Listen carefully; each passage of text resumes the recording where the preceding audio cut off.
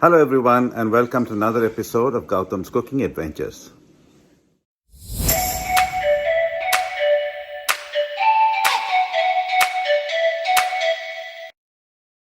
In this episode, we are going to make a chicken and jackfruit seeds curry.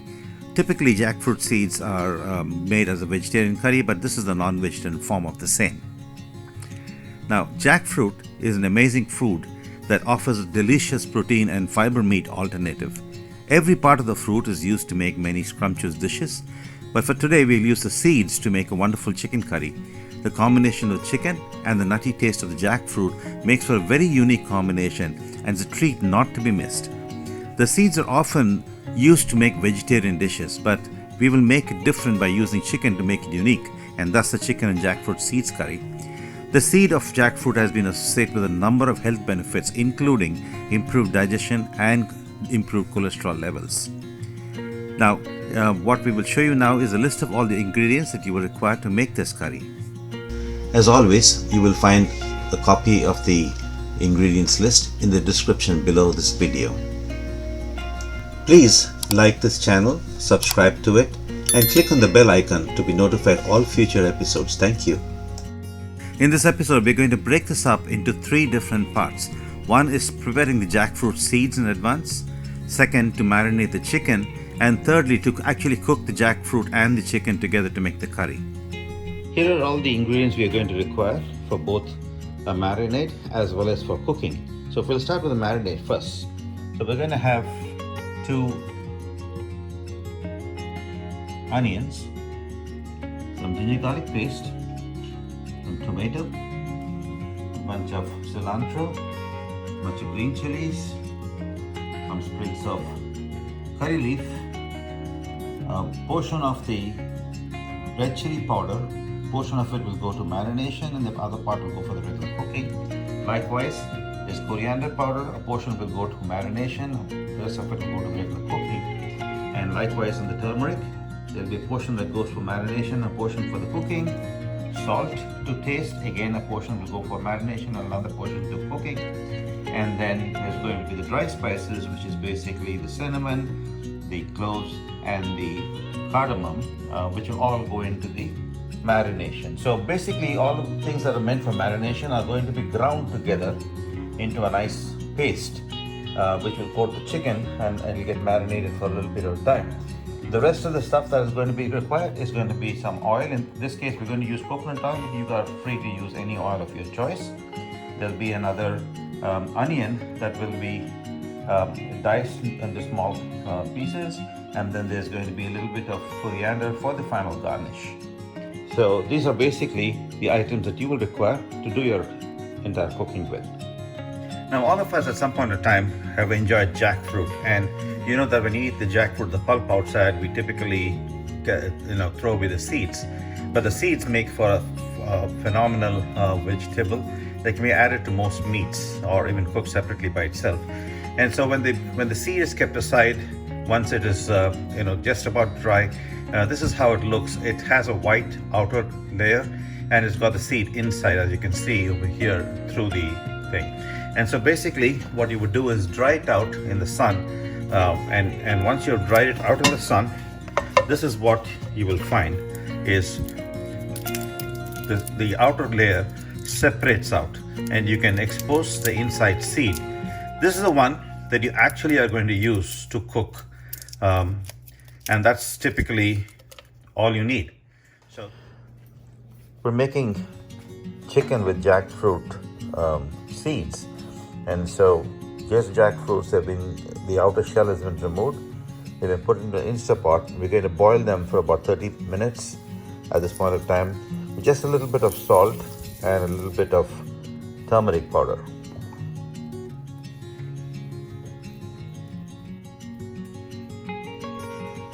The idea is that we are going to first cook this till it gets soft enough, because we're going to cook this with chicken.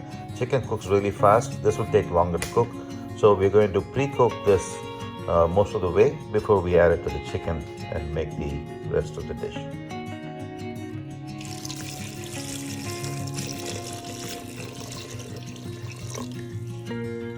We've used just enough water to cover the seeds.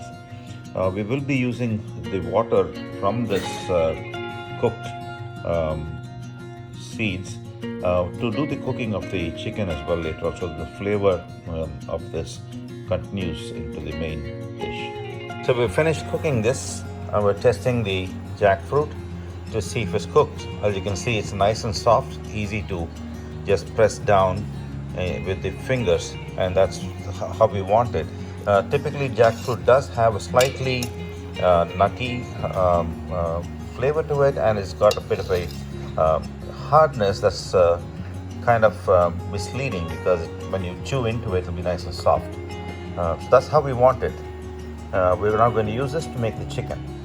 We're going to start grinding the initial ingredients, starting with the onions.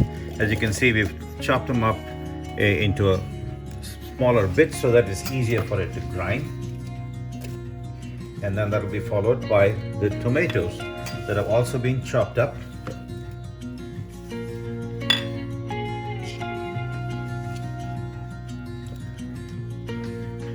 To this, I'm going to add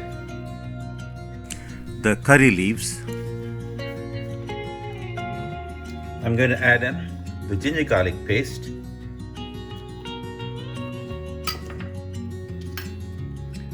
a portion of the coriander powder that we had showed earlier,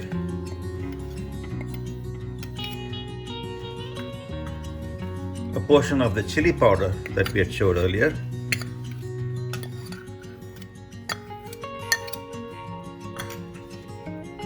a portion of the turmeric powder,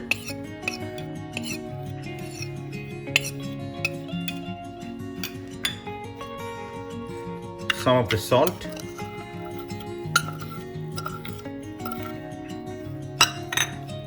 all of the dry spices, and finally the chilies and complete that with a coriander, the bunch of coriander that we put in here. Now it seems like it's filled up the container, but remember that once it starts to grind, it'll come down to maybe half of its volume that it shows over here now. Cover it and then just put it on the grinder, and we're going to grind this. So we finished grinding. It's a rough paste, not very fine. It forms a nice rough texture. But remember, we'll put no water into this at all. It's all the moisture that came out of the tomato and the onion and the coriander that basically is what shows up here now. Like it's got a little bit of a solution to it. So that's what we want to do. We want a nice thick paste like this, and it's now ready to start the cooking.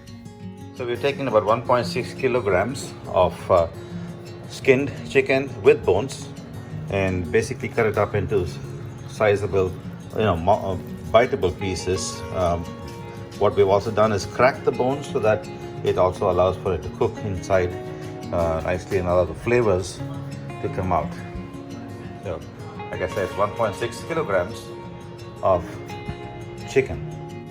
So we're taking the entire marinade that we just created and adding it to the chicken.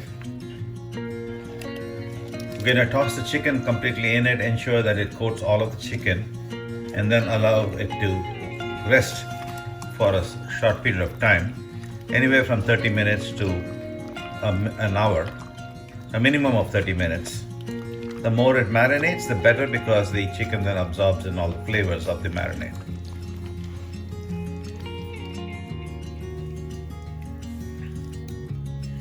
So as you can see, the chicken is nicely covered by all of the marinade, and we're just going to let this rest. We're going to keep this covered and rest for some time.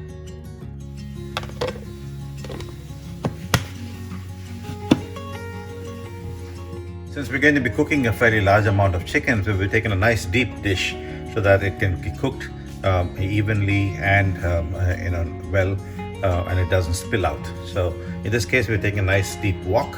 We're going to now heat it up and get it ready. We're going to use only 1 tablespoon of coconut oil. And the reason we're going to do that is because the chicken will also have its own inherent fat, and that will also come out. So we don't want it to get too oily. So that's the reason we're just putting in 1 tablespoon of oil. 1 tablespoon of coconut oil in this case, but you can always use vegetable oil or other oils. Sesame oil is also a great oil to use. Now as the oil is heating, we're going to add to it the onion. One single onion that we had kept aside is been chopped up into nice fine bits, and we're going to cook this in this oil till it gets discolored and slightly brown. It gets translucent when it's cooked. It loses part of its color.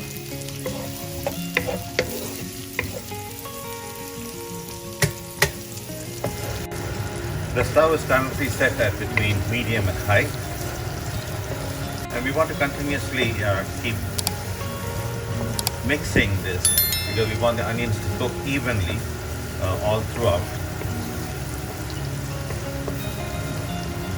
It takes about 3 to 4 minutes, maybe up to 5 minutes to cook. As you can see, even now the onion is starting to discolor. It's starting the pink or redness that it had earlier has gone. It's become more pink and lighter pink really. So the onion is cooked. It just started to brown a little bit, and this is just perfect now for us to start adding the marinated chicken. Remember, we had been marinating the chicken for approximately 45 minutes before we start the cooking. Like I said, it needs marination between 30 minutes to an hour. 30 minutes at the bare minimum, an hour would be ideal. We've done 45 minutes today, which is still good.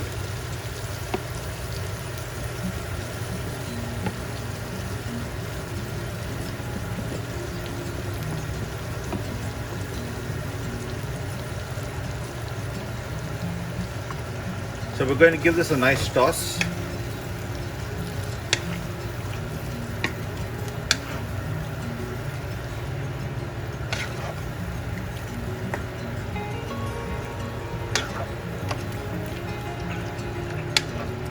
Basically what we're doing at this point in time is trying to get as much of the chicken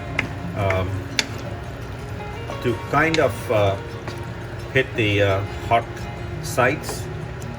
What it does is helps to sear it a little bit and keeps the moisture within itself, or keeps it soft and moist and tender while it's cooking.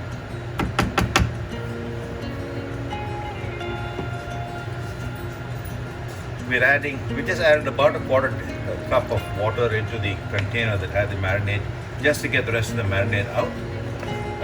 That's all we're going to do, because the chicken is also going to give out some water, so we're going to allow the chicken to also let out its water in the cooking process. We're going to keep cooking this chicken now on a medium flame. So we're going to keep cooking this chicken for a little while till it starts to simmer. At the same time, it also allows for the raw garlic and onion smell to dissipate, so that it cooks. We really don't want that raw smell to linger on. So the part of the cooking process is to cook the chicken, but at the same time also cook the onion, the ginger and the garlic to ensure that it gives out the aroma, the flavors, but not maintain its raw taste. As you can see, it has started to simmer, and we're going to continue to keep allowing it to simmer for a little while longer, just till that raw taste or raw smell is gone. And once the raw smell goes away, what it does is it releases the aroma and the flavors that you will enjoy. So just watch for that. So in this process of simmering and cooking, what's going to happen is that the meat is starting to cook as well, partly.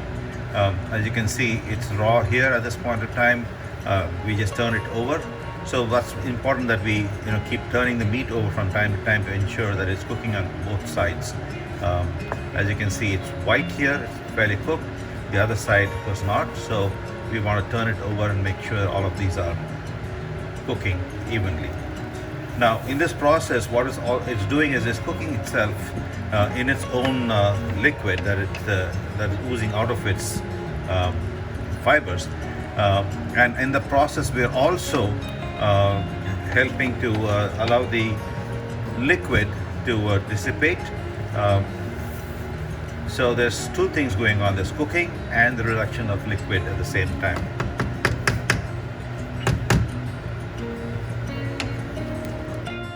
This process takes about 20 minutes of cooking, but through the process, every few minutes or so, you want to turn the chicken over so that they can cook evenly on both sides.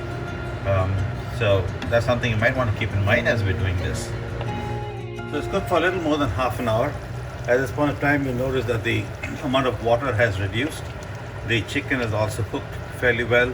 Oil is released in all along the edges. As you can see here, there's a lot of oil, which is both fat from the chicken and the oil that we've added to this. And this is now ready for us to start adding the jackfruit seeds into it.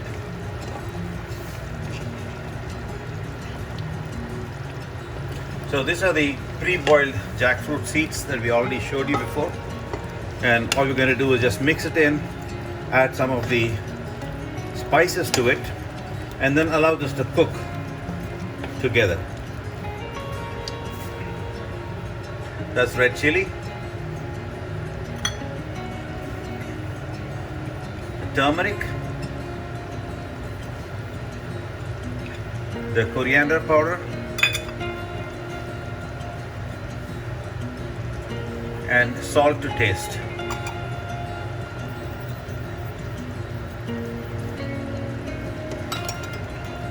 And give this a nice mix. Make sure they're all blended well and allow this to cook. Now, the jackfruit seeds had been cooked to a fair degree, but this is when it's going to cook a little more and absorb in the flavor of the chicken and the masalas as well. At the same time, it imparts a little bit of the flavor, its own nuttiness into the curry that also enhances it.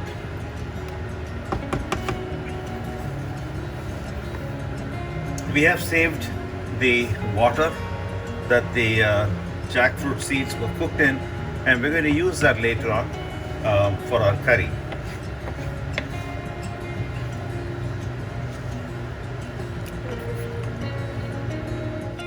So we're going to cook this now, just as is, on a medium flame for about 15 minutes. Allows all of them to cook together so that they infuse each other's flavors into one another. At that point of time, we will then start the last process of cooking. So we've cooked it for about 12 minutes since we last started, and it has become nice and thick. At this point of time, we're going to add some more water, so in which case we're just going to use the water that we have saved from the cooking of the jackfruit seeds, and we're adding that into it. Now we're also being cautious about how much salt we're adding, because remember that the water also had salt when we were cooking it. So we want to be careful that when we finish adding all of this, the salt is just right and not too much. So this is a good time for you to check the salt level, but you could do this a little later as it thickens. We are going to thicken this a little more, and towards the final time when you actually are ready to take it off the stove, you could still check at that point of time, just a couple of minutes before it finishes cooking, and then make any adjustments to salt even then. We just did a check on the salt, and we think we could add just a little bit more, not too much. All we are just going to add is just a small bit of salt, just to give it that little extra salty feel, because the meat will then absorb the salt as well as we're cooking this. So it's to individual tastes, so entirely up to you how much of a salt you need. You will need to make that a decision based on your taste. Now at this point in time, we're going to cook this with a lid on for about 5 minutes, and we're also increasing the stove from a medium to high flame. It's been about 6 minutes since we closed, and we're now going to check on the meat and the jackfruit. It's at a nice boil. The meat is cooked well. The jackfruit has also become softer. It should have absorbed in all of the flavors from both the curry, both from the meat, and the meat will absorb some of the nuttiness from the jackfruit as well. So just so we can just show you a couple of the jackfruit. Notice the outside skin has become nice and soft, and when I press in, I can make an easy indent into it. It's nice and soft. So watch what I do. I'm just going to push down and it breaks nicely. So basically the bean inside here is broken and it's nice and soft, and you can see it crushes easily. This is how you want the jackfruit seed to have cooked. And the chicken, of course, is cooked well as well. It's very easy to just break into it. As you can see, it's nice and tender and moist. So we're going to allow this to cook with an open dish, open flame, just for a couple of minutes. Just allow a little bit of the water to dissipate. Once we reach the level of thickness that we want the curry to be at, we're going to take it off the stove. Now, in our case, we like it the way it is right now. There's oil that has separated all around, which is a good sign, indicates that it's all cooked nicely. And the curry, this is the kind of curry we want, not too thick, not too thin. This goes perfectly with rice or with chapatis or naans or tandoori rotis or just about anything you can think of.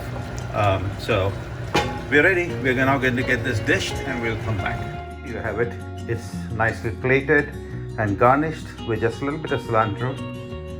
Perfect to be eaten now. I hope you enjoyed watching this. Happy eating, happy cooking.